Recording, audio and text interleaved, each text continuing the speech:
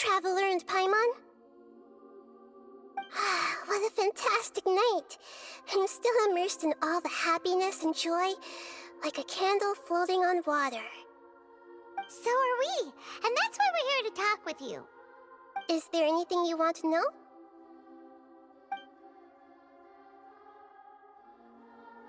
After recent events, the Akasha can no longer function as it used to. I've given it some thought, and have decided to shut it down permanently. But this is definitely not a bad thing. Even from the beginning, I've been planning to shut it down. The Akasha's centralized administration of knowledge has always restrained people's curiosity and curtailed the number of paths available to them. I don't think this is good for Sumeru. Although people may initially feel a little uncomfortable with the loss of the Akasha, they will soon understand that this life is more suitable for them. And as for the future of Sumeru, I'm preparing to regain control of the academia. The former sages have received their punishment, but the new sages have yet to be selected. I will oversee the process personally. I hope that the new 6 great sages will be more focused on academics.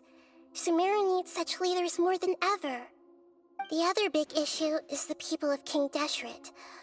All the residents of the desert, in fact. They have been mistreated for far too long. I've already taken some measures to address this. It will take some time to rebuild everything, but no matter if it's culture, friendship, or trust, we will rebuild it.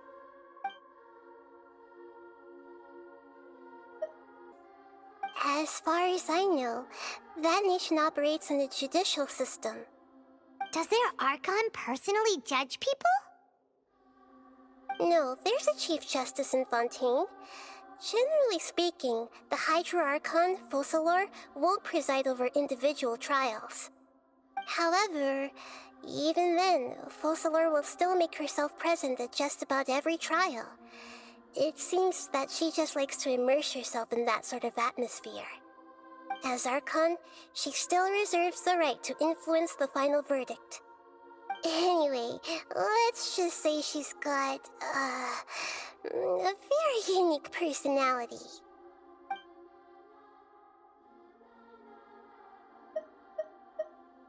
He's still in a coma.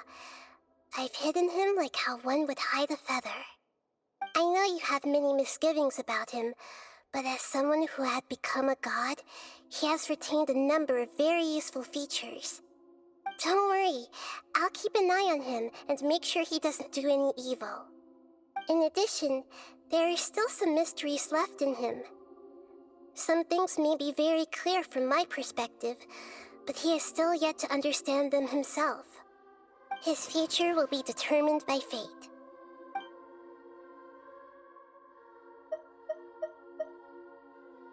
You mean, what happened after the doctor put you to sleep?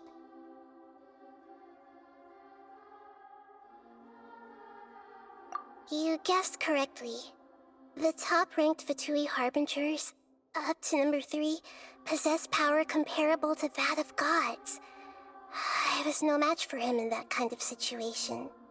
However, in spite of the bad situation, I still managed to make a fair deal with the doctor. I'm sure you remember the entity that changed your fate, the Heavenly Principles.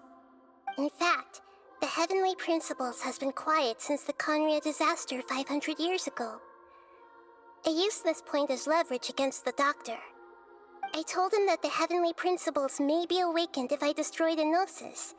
Although it was just a bluff, he still fell for it.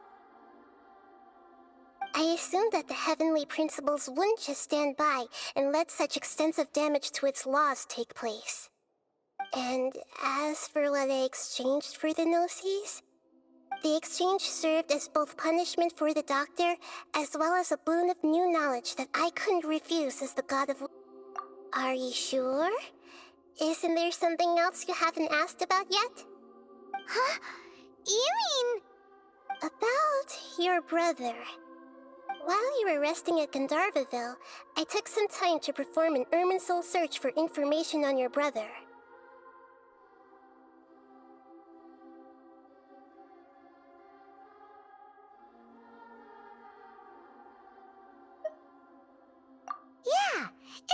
Irminsul a repository for all the information and memories of Tevat?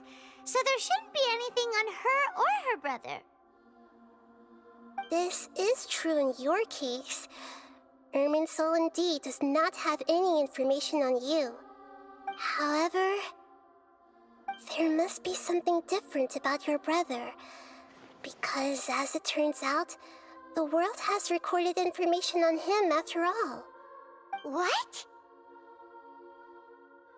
There's only one possible explanation.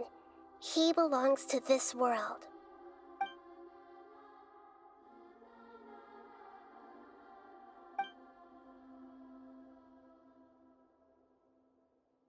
But nothing about this makes any sense! Wasn't this your first trip to Tevat?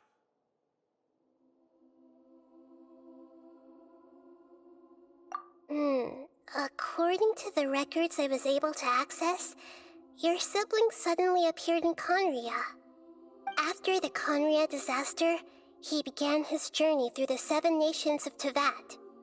But just as his journey was about to reach its conclusion, the Irminsul records on him suddenly become fuzzy. What do you mean, fuzzy? Did something happen to him? All I know for sure is that somebody, for reasons only they can know, is deliberately obfuscating his fate. And whoever it is, if they can do that, who knows what else they're capable of. But even that wouldn't explain how he somehow comes from this world. Something else I noticed was that according to these records, the Fatui have not classified your sibling as one of the Descenders. What's a Descender? Paimon's never heard of it. Look, I'm sure you must be curious about the information I received from the Fatui in return for my gnosis, right? A very important part of eternal beings, ones that don't belong to this world. Traveler, you are Tevat's 4th Descender. Huh? So the Fatui count 3 other Descenders before the Traveler, and her brother isn't even one of them? That's right. My current hypothesis is that the first Descender was likely what we now call the Heavenly Principles. As for the other Descenders, I still need to verify their existence. It could take me some time. Paimon's head's about to burst from all this crazy new information. And yet, even knowing all this, I'm sure you must still have a lot of unanswered questions.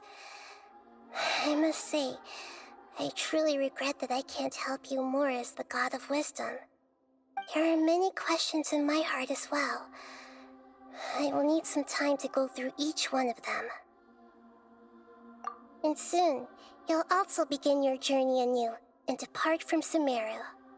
I'm very interested in your future. It's a journey that can't be observed or recorded by this world. If fate is the ultimate knowledge, then your future will be the ultimate fate. Paimon's sure glad we got to meet you, Nahida. The pleasure is all mine. I can't thank you enough. Alright, that's enough talk for today. If you ever miss me, just close your eyes, and maybe I'll appear in your dreams.